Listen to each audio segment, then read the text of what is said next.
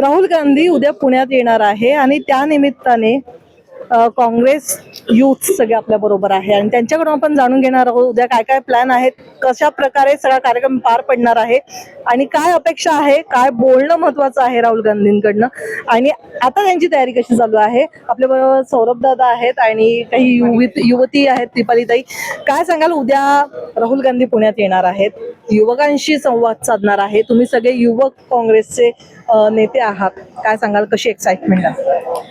Actually excitement खूप आहे आणि जसं की आपण आता बघतोय की झेन्झीमध्ये विशेष राहुल गांधींचं क्रश खूप वाढलेलं आहे आणि राहुल गांधी ज्या पद्धतीने विद्यार्थ्यांचे प्रश्न मांडत आहेत, त्यांच्या त्या समस्या जाणून घेण्याचा प्रयत्न करत आहेत, त्याचबरोबर राहुल गांधींनी कायमच आणि काँग्रेस पक्षाने सुद्धा कायमच महिलांसाठी सुद्धा एक आवाज उठवण्याचा नेहमी प्रयत्न केलेला आहे.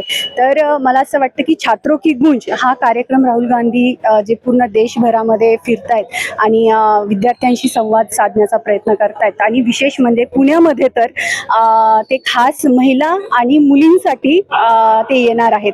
आणि आपल्याला माहिती आहे की सावित्रीबाई फुलेंनी मुलींची पहिली शाळा ही पुण्यामध्ये काढली.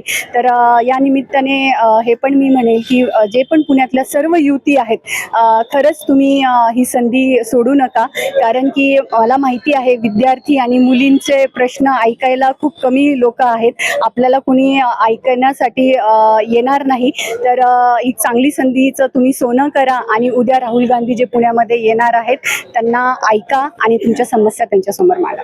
राहुल गांधी छात्रों की गूंज हा कार्यक्रम सगळीकडेच करतायत, पुण्यात विशेष करतायत, कारण पुणे हे ईस्ट ऑक्सफोर्ड म्हणून ओळखलं जातं. पुण्यात शिक्षणाचं माहेरघर पण म्हटलं जातं. अनेक समस्या पुण्यात आहेत, त्याच्यावर भाष्य होणार. नक्की पुणे हे विद्येचं माहेरघर आहे. ताई, तुम्ही म्हणलं ते एकदम बरोबर आहे.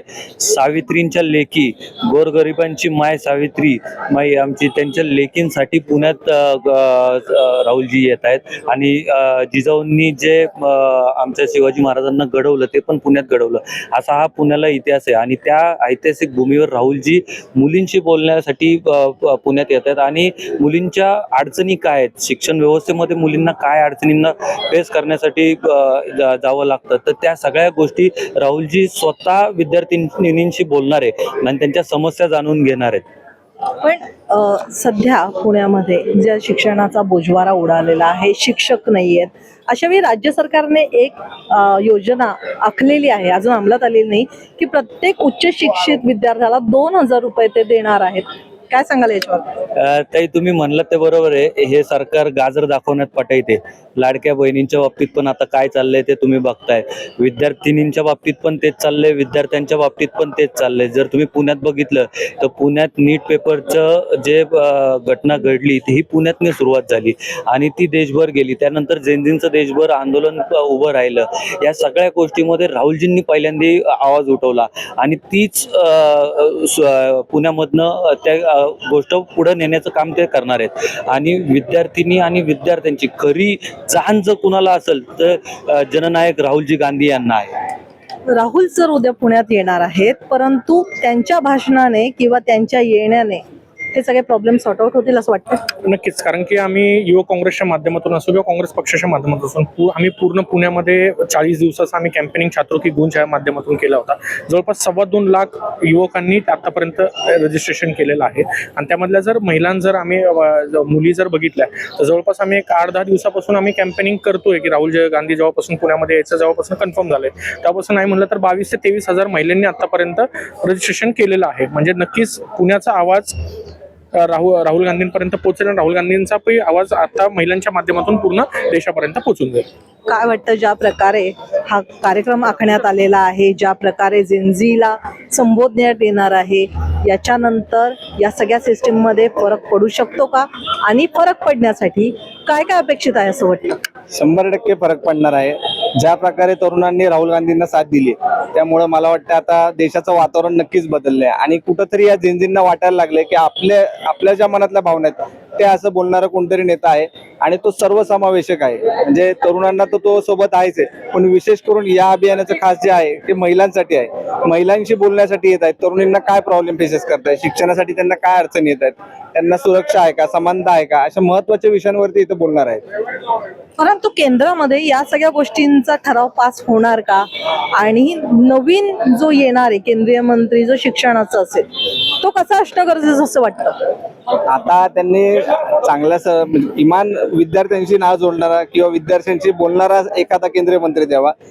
19 दिवस जेव्हा जंतर मंतर आंदोलन होतं त्यांच्याशी संवाद साधला जात नाही, त्यामुळे ते सरकार कदाचित मला वाटतं विद्यार्थ्यांशी वैर असल्यासारखं वागत होतं. संवादाची भूमिका ही सरकारची नेहमी असायला हवी. त्या ठिकाणी कोणताही मंत्री आला तरी तो विद्यार्थ्यांची कामं करण्यासाठी किंवा विद्यार्थ्यांच्या भल्यासाठी काम करणार असा यावा, अशी एक आमची युवक काँग्रेसच्या वतीने किंवा पुणे सर्वच विद्यार्थ्यांच्या वतीने मागणी आहे.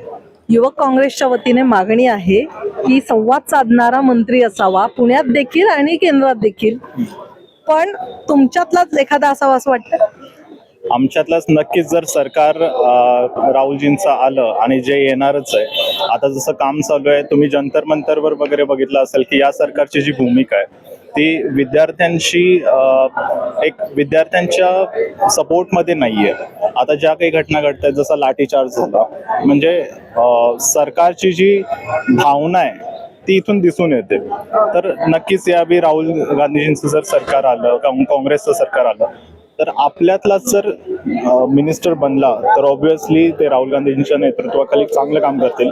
विद्यार्थ्यांचे काय प्रश्न आहेत, विद्यार्थिनींचे काय प्रश्न आहेत, जसं की आता उद्याची इव्हेंट होते 22 तारखेला AISSS ग्राउंडवर राहुलजी येत आहेत, तर या इव्हेंटमध्ये ते विद्यार्थिनींचे काय प्रश्न आहेत, त्या कोणते प्रॉब्लेम्स ते डे टू डे लाईफमध्ये फेस करतायत, या सगळ्या गोष्टी ते लक्षात घ्यायला येत आहेत. बीजेपीच्या नेत्यांनी असं केलंय का, तुम्हाला दिसतंय का कुठे की म्हणजे ते कॉलेजमध्ये जात आहेत, त्यांचे प्रॉब्लेम समजून घेत आहेत? तर आता ज्या काही घटना घडत आहेत, आता यावर नक्कीच म्हणजे आपल्यातला जरी कोणी नेता बनला, एज्युकेशन मिनिस्टर बनला, तर it will be a good opportunity for us as well. आणि खूप चांगलं काम करायची संधी आहे आणि खूप चांगलं काम आम्ही नक्कीच करू. नक्कीच ज्या प्रकारे युवा काँग्रेस हे एकत्र आलेलं आहे, त्याचबरोबर काँग्रेसचे नेतेही अनेक समोर आलेले आहेत, युवती समोर आलेले आहेत, आणि या सगळ्यांचं एकच म्हणणं आहे की उद्या राहुल गांधी ज्या प्रकारे विद्यार्थ्यांना संबोधणार आहे, त्यांचे प्रश्न जे आहेत ते मार्गी लावणार आहेत, याच्यावर नक्की काहीतरी उपाय निघणार आहे. मात्र उद्या राहुलजी नेमकं काय बोलणार आहे याकडे सगळ्यांचं लक्ष लागलेलं आहे. पुण्याहून प्रतीक्षा पारखी, प्राईम टाइम महाराष्ट्र, पुणे.